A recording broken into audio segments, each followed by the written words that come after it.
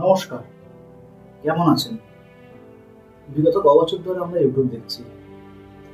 আমরা বাংলা ইতিহাস বলতে মোগল কাল বা ইংরেজ কালকে বলেছি, বা তার মোগল কালের আগে পরবর্তী কিছু সময়কালকেই বুঝেছি বাংলার ইতিহাসটুকু। আদেও কি বাংলার ইতিহাস এমনি? আদেও কি বাংলার ইতিহাস ব্যাস পাল বংশ থেকেই চালু হয়েছে? কি আসলে বাঙালি কারা? বাঙালির ঐতিহ্য কি ও বাংলা কোথা থেকে এসছে? এইসবই জানতে আজকের ভিডিও বাংলার ইতিহাস।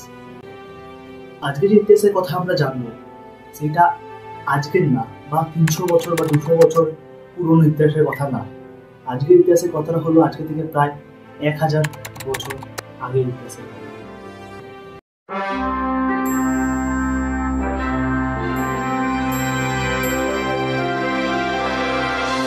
গল্পটি শুরু হচ্ছে 2000 খ্রিস্টপূর্ব থেকে,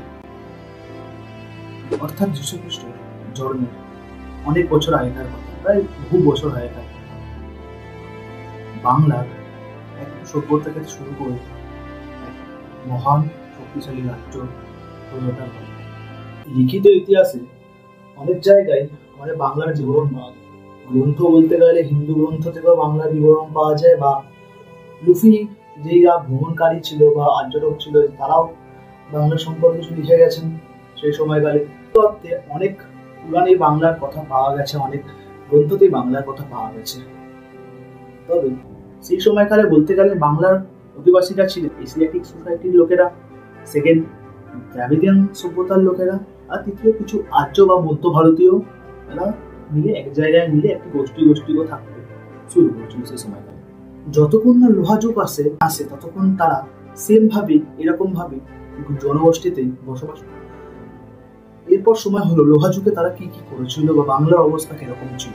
1000 খ্রিস্টপূর্বের দিকে লোহার ব্যবহার চালু হয়, বাংলায় প্রচলিত হয়ে পড়ে। এই সময়কালে লোহার ব্যবহার প্রথমত করা হয় কৃষিক্ষেত্রে বা যুদ্ধক্ষেত্রে, আর এইভাবেই গড়ে উঠতে থাকে এক বিশাল সাম্রাজ্য যা পরবর্তীকালে বাংলা নামে পরিচিত পায়। 600 শতাব্দীর দিকে ভারতে একটি শক্তিশালী জনপদ তৈরি হয়, সেটির নাম হয় মহাজনপদ। সেই জনপদে বাংলাও অর্থাৎ ভাঙ্গা সমষ্টি ছিল।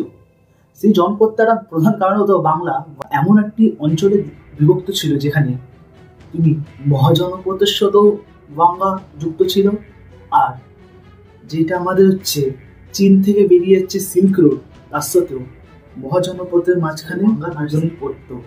মহাজনপথে একদম শেষের দিকে, যেটা আমাদের এখন বেঙ্গল যেখানে অবস্থিত সেখানে, আর ওপর থেকে চীন থেকে সিধা আপনার মায়ানমারের দিক পর্যন্ত একটা সিধা রাস্তা নেমে যেত, সেটা হলো silk road.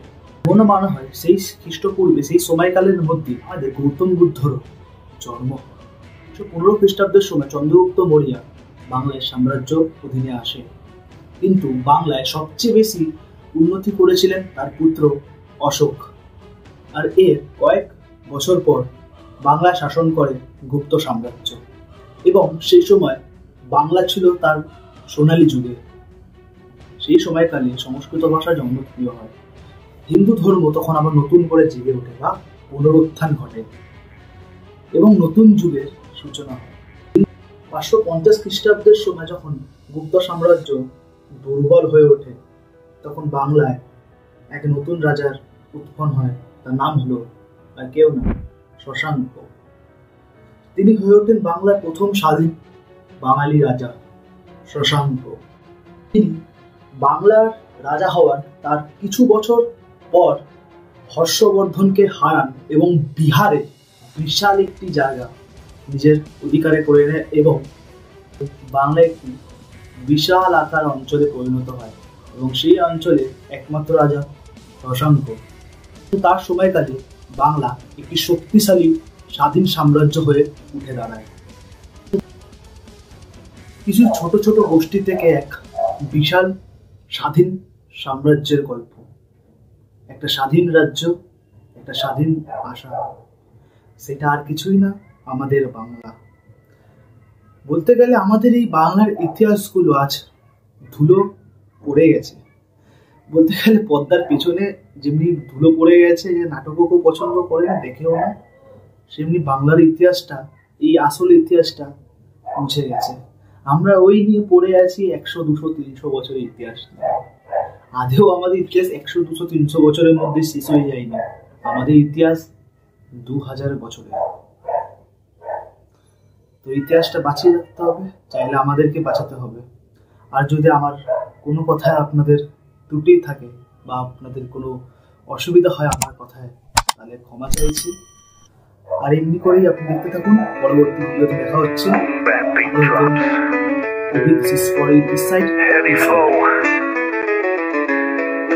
Stepping on the mic, let me tell you what's real. Run away from the truth, watch your dreams get killed. Fire in my chest, my pen is ready. Drop that beat now, time for street rap deadly. City full of dust, pain in every street here. Dreams are cheaper than the shoes on your feet. No sleep at dawn, futures full of smoke. Even the air whispers fear when you choke. At the corner store, talking big dreams, but life hits hard, nothing's as it seems. Love gets lost, fades into the night. Who's got your back? Nah, no one's in sight.